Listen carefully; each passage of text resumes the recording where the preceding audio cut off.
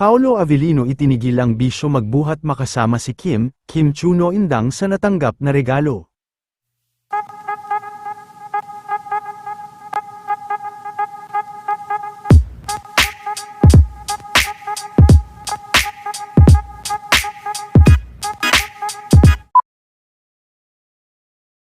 Nang dahil sa naging pag-alala sa ikaunang anibersaryo ni Sir Deo, ay marami nga ang talagang nagkumpirma, na mapa off-cam ay talagang palaging magkasama sina Kim at Paolo.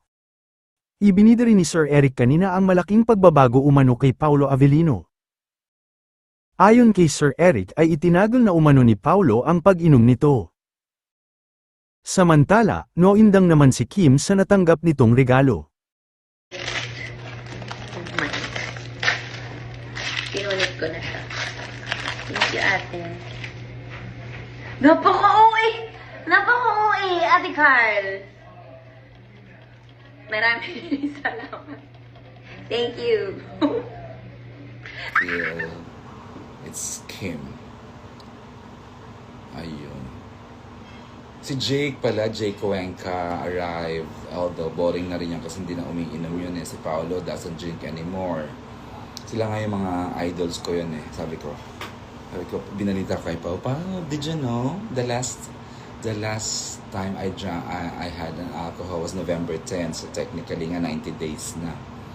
Ayun, na-happy siya. Sabi ko, idol kita, remember, ako isa sa mga unang sinabihan mo na you quit drinking na. And I'm so happy for you, but tingnan mo, ang gwapo-gwapo mo kasi tingnan mo, wala nang alak. Same thing with Jake. Wala na rin, hindi na rin umiinom. Yun na, una yun na by years. Si Jake yata pre-pandemic pa, nag-quit na mag-inom eh. So, alam ko sabi si Pao tsaka si Jakey. Okay, kasama po ang JM Fiang sa movie ng Kim po. JM Fiang. Ay, hindi ko alam. JM Fiang. Other Love Team, JM tsaka si Fiang. Hindi ko alam. Ang alam ko si Fiang nasa movie.